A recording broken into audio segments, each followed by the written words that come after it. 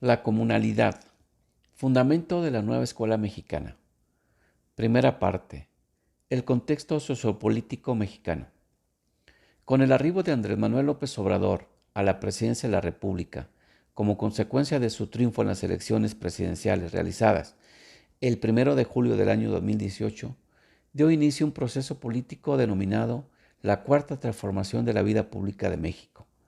Las tres anteriores fueron la lucha por la independencia de la corona española de 1810 a 1821, la Guerra de Reforma de 1858 a 1860 y la Revolución Mexicana de 1910 a 1917. La diferencia principal de los procesos de transformación anteriores al actual es que ésta se está dando por la vía pacífica e institucional, es decir, a través de las elecciones y no por la vía armada. La cuarta transformación pretende cancelar el modelo neoliberal y recuperar paso a paso la soberanía económica, política, energética, territorial, alimentaria de México frente a los intereses extranjeros. Además, plantea la redistribución del ingreso nacional a través de diversos programas sociales destinados a los sectores de la población más vulnerables: adultos mayores, discapacitados, madres solteras, jóvenes, entre otros. A casi 6 años del gobierno encabezado por AMLO, la mayoría de la población aprueba dichos programas y medidas económicas, como el incremento del salario mínimo para las y los trabajadores en más de un 200%. En materia de educación, el primer paso promovido por el actual Ejecutivo Federal fue derogar la reforma educativa aprobada por el gobierno anterior, encabezado por Enrique Peña Nieto, en contra de la voluntad del Magisterio Nacional, el cual la rechazó abiertamente por considerarla de corte neoliberal al reforzar las competencias y los estándares curriculares establecidos por la Organización para la Cooperación y Desarrollo Económico, además de calificarla como punitiva por afectar los derechos laborales de las y los trabajadores de la educación. En su lugar, el 15 de mayo de 2019 fue aprobada por el Congreso de la Unión una nueva reforma educativa que plantea fortalecer el derecho social a la educación desde un enfoque humanista. A partir de esta reforma se empieza a hablar de la nueva escuela mexicana. Segunda parte. Antecedentes de la nueva escuela mexicana. La escuela rural mexicana.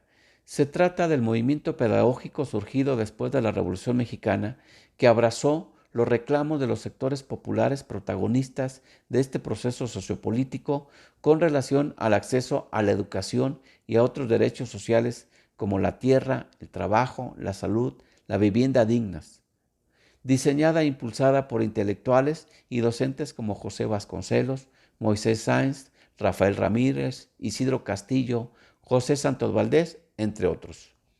La Escuela Rural Mexicana se propuso llevar la educación a todos los rincones de la patria a través de las misiones culturales, las casas del pueblo y las normales rurales, cuya época de oro se ubica temporalmente entre los años 20 y 30 del siglo pasado.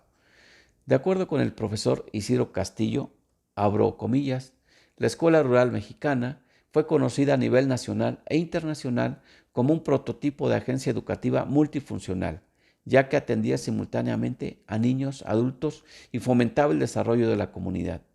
Funda su acción en los siguientes principios. 1. La escuela es el medio donde el niño se desenvuelve de manera natural, sin esquemas burocráticos y rígidos. 2. Promueve la educación entre el niño, el hombre, la naturaleza y la sociedad con enseñanzas prácticas. 3. Carece de un programa estático previamente establecido. 4. Proscribe los premios y castigos. 5. Establece la participación democrática de los alumnos por medio de comités. 6. Establece la educación mixta. Y 7. La acción escolar principia por el cuidado de la salud. A la escuela le corresponde, en suma, organizar, orientar y encauzar las actividades comunales en todas las manifestaciones de la vida social. Cierro comillas. Incluso, como parte de este movimiento pedagógico, en el sexenio del general Lázaro Cárdenas de Río, de 1934 a 1940, se promovió una educación de tipo socialista, es decir, aparte de las escuelas rurales, también consideraba las escuelas proletarias de las zonas fabriles de las ciudades, cuyo propósito central era colectivizar los procesos de la producción tanto en el campo como en la ciudad. Sin embargo, este proceso socioeducativo no tuvo continuidad en los gobiernos siguientes. El plan de 11 años. Dicho plan se desarrolló durante el gobierno encabezado por Adolfo López Mateos, de 1958 a 1964, siendo titular de la Secretaría de Educación Pública el licenciado y diplomático Jaime Torres Bodet, el cual promovió como acciones principales la creación de la Comisión Nacional de Libros de Texto Gratuitos para su diseño, impresión y entrega a las y los alumnos de educación elemental, primaria, la ampliación de la cobertura educativa a través de la construcción de escuelas y creación de plazas para maestras y maestros, así como la dotación de desayunos escolares en los centros educativos que albergaban a niñas y niños de escasos recursos económicos. Todo ello en reconocimiento a la deuda con el pueblo mexicano de garantizar una educación gratuita, laica y obligatoria, tal y como se estableció en el artículo 3 de la Constitución de 1917, pues los niveles en deserción escolar y en alfabetismo en aquellos tiempos aún eran muy altos, así como en el déficit en la cobertura educativa. Con relación a las cuestiones pedagógicas y didácticas, el plan de 11 años también consideró una serie de reformas. Por ejemplo, en la educación primaria se abandonó la enseñanza por asignaturas y se adoptaron métodos globalizadores a partir de centros de interés. Para Jaime Torres Bodet, la escuela debería formar un tipo de ciudadano con las siguientes características. Abro comillas. Un mexicano en quien la enseñanza estimule armónicamente la diversidad de sus facultades, de comprensión, de sensibilidad, de carácter, de imaginación y de creación. Un mexicano dispuesto a la prueba moral de la democracia, entendiendo a la democracia no solamente como una estructura jurídica y un régimen político, siempre perfectibles, sino como un sistema de vida orientado constantemente al mejoramiento económico, social y cultural del pueblo. Un mexicano interesado, ante todo, en el progreso de su país, apto para percibir sus necesidades y capaz de contribuir a satisfacerlas, merced al aprovechamiento intensivo, previsor y sensato de sus recursos. Un mexicano resuelto a afianzar la independencia política y económica de la patria, no con meras afirmaciones verbales de patriotismo, sino con su trabajo, su energía, su competencia técnica, su espíritu de justicia y su ayuda cotidiana y honesta a la acción de sus compatriotas. Un mexicano, en fin, que, fiel a las aspiraciones y a los designios de su país, sepa ofrecer un concurso auténtico a la obra colectiva, de paz para todos y de libertad para cada uno, que incumbe a la humanidad entera, lo mismo en el seno de la familia, de la ciudad y de la nación, que en el plano de una convivencia internacional digna de asegurar la igualdad de derechos de todos los hombres. Cierro comillas. Las reformas educativas neoliberales. El contexto general en el que se implementan estas reformas está marcado por la imposición de la llamada globalización económica a partir del modelo neoliberal, el cual se plantea como el remedio a la crisis recurrentes del sistema capitalista provocadas por el desarrollo científico-tecnológico, la sobreproducción y la consecuente caída en la tasa de ganancia registrada en los países capitalistas a partir del último cuarto del siglo XX. E implicaba el modelo neoliberal un conjunto de modificaciones a las constituciones de los estados-nación para hacer prevalecer el poder y los intereses de los grandes monopolios transnacionales a través de medidas de ajuste estructural, las cuales se traducían en privatizaciones de las empresas e instituciones públicas, así como el desmantelamiento del conjunto de derechos y conquistas de las y los trabajadores. La educación pública en México no quedó exenta de los afanes privatizadores de los promotores y beneficiarios del modelo neoliberal, Por ello impusieron reformas educativas bajo las siguientes denominaciones: el Acuerdo Nacional para la Modernización de la Educación Básica y Normal, firmado en el año de 1992 durante el sexenio presidencial de Carlos Salinas de Gortari. El Compromiso Social por la Calidad de la Educación, publicada en el año de 2002 en el mandato de Vicente Fox Quesada.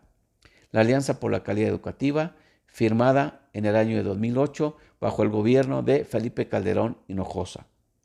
Y la reforma educativa decretada en el año de 2013 por la administración de Enrique Peña Nieto. Estas 4 reformas educativas trajeron consecuencias nefastas como la destrucción del sistema educativo nacional, la atomización de la organización gremial del Magisterio Nacional, el CENTE, y la precarización como nunca de las condiciones laborales y salariales de las y los trabajadores de la educación, mientras la educación privada fue altamente estimulada en todos los niveles educativos. El derecho social a la educación se colocó en una situación de grave riesgo y se intentó convertir en un privilegio de unos cuantos. No obstante lo anterior, desde el Magisterio Democrático de México, aglutinado en la Coordinadora Nacional de Trabajadores de la Educación, la CENTE, a la par de la lucha de resistencia al neoliberalismo, se construyeron proyectos de educación alternativa en algunas entidades federativas como el Proyecto Democrático de Educación y Cultura para el Estado de Michoacán, el Proyecto para la Transformación Educativa de Oaxaca, las Escuelas Altamiranistas en el Estado de Guerrero y el Proyecto de Educación Alternativa en el Estado de Chiapas, además de las escuelas zapatistas en las zonas bajo la influencia del Ejército Zapatista de Liberación Nacional.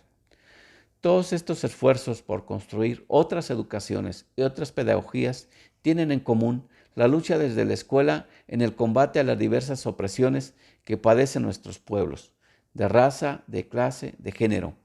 Lucha que parte de la necesaria revitalización de los modos de vida digna y rebelde de los pueblos y comunidades originarias después de más de 500 años de resistencia.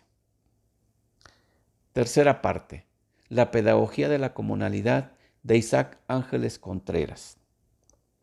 Maestro normalista del estado de Oaxaca, que ha desarrollado un interesante y relevante trabajo teórico práctico sobre la contribución de los pueblos originarios de dicha entidad a la pedagogía en general y a la formación docente en particular, a partir de los sentidos y las prácticas sociales de esos pueblos originarios bajo el concepto de comunalidad, cuyos elementos son el territorio, la asamblea, el poder, el trabajo y la fiesta comunales.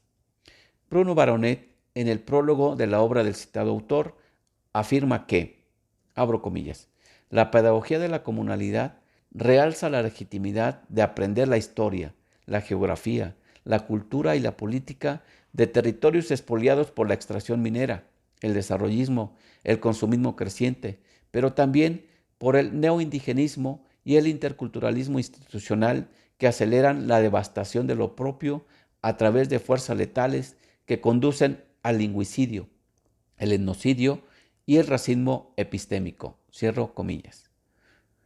En cuanto a la formación docente, el profesor Isaac Ángeles promueve, junto con sus colegas de la Escuela Normal Rural Vanguardia, asentada en la población de Tamazulapan, Oaxaca, diversos procesos educativos que permitan a sus estudiantes a repensarse, reconocerse y revalorar su herencia cultural, a partir de ejercicios formativos como Volver a tu tierra, el cual implica situarse como docente bajo la mirada vigilante de su comunidad como persona pública, donde el contexto directo interpela a cada estudiante, que se reencuentra con su propia historia ante la necesidad de aprender de ella y repensarla.